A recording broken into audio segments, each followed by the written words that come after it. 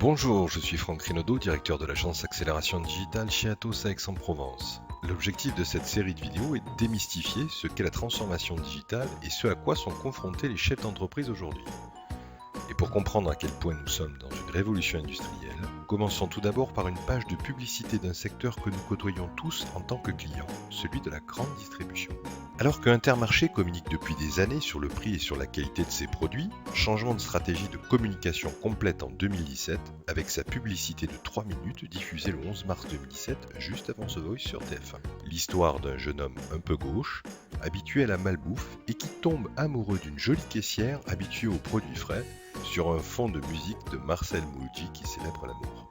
Pas d'indication sur le prix, un affichage minimal de la marque. Tout ce qu'on raconte dans cette publicité, c'est de la proximité, du lien social, des produits frais, l'amour de la cuisine et surtout l'amour tout court. Pourquoi ce revirement dans la communication ? Tout simplement parce que la grande distribution voit ses marges diminuer à cause des drives et des commandes sur Internet, du fait que le placement de produits est beaucoup plus difficile dans ce scénario d'achat. Vous ne passez pas par les têtes de gondole, vous n'achetez pas le petit produit qu'on voulait vous vendre en plus avec une belle marge. Vos enfants ne vous incitent pas à acheter ce produit si bien présenté et packagé en magasin. La grande chaîne américaine Walmart est allée dans son application mobile jusqu'à géolocaliser ses clients dans les magasins pour leur faire bénéficier des mêmes prix en magasin, voire meilleurs que ceux qu'ils peuvent avoir sur Internet, et ce pour les inciter à venir en supermarché. Il faut donc se différencier. Et pour Intermarché, c'est clair, leur politique d'avoir un boucher dans tous les magasins, d'avoir des légumes achetés localement, d'avoir leur propre bateau de pêche, est un facteur différenciant et leur permet de défendre leur prix.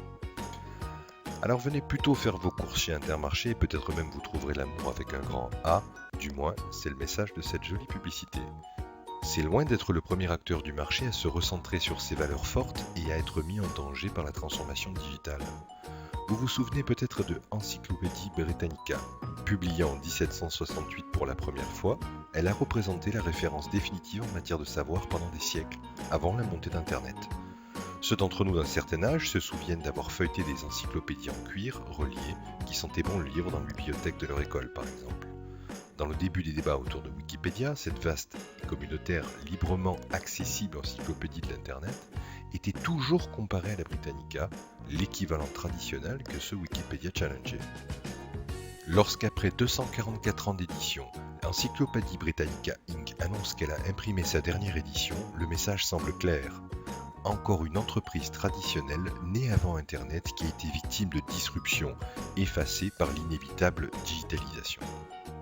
Excepté que c'était faux. Pendant 20 ans, Britannica avait travaillé sur sa transformation et Wikipédia était loin d'être son premier concurrent digital. Vous vous souvenez peut-être de Microsoft Encarta, un leader d'un secteur totalement différent qui distribuait son encyclopédie sous forme de CD-ROM, avec l'achat de licences Windows à une époque, et ce, afin de se positionner comme l'investissement éducatif prioritaire dans les classes moyennes. Plutôt que de défendre son business model à tout prix, Britannica a compris que les comportements et besoins de ses clients, particuliers et institutionnels de l'éducation, changeaient de manière drastique.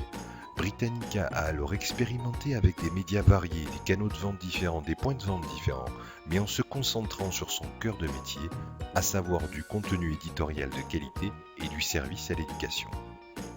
Avec cette attitude, l'entreprise a réussi non seulement à basculer vers un modèle purement online, mais aussi à élargir son offre de nouveaux produits pour combler des nouveaux besoins en matière d'apprentissage. Au moment où ils arrêtent l'édition papier en 2012, elle représente moins de 1% du chiffre d'affaires et le président Georges Cause, à l'anniversaire de cette décision, annonce que l'entreprise n'a jamais été aussi profitable. Les grandes entreprises, les marques établies ne sont pas automatiquement vouées à disparaître. Et la seule fatalité de la transformation digitale, c'est bien la transformation elle-même. Car l'entreprise vit bel et bien aujourd'hui dans un paradigme où seul le paranoïaque survit. Comment ne pas se faire doubler par l'accélération digitale ? Mieux, comment en tirer profit ? Dans la prochaine partie de cette série vidéo, on abordera les 5 domaines de la transformation digitale. À bientôt.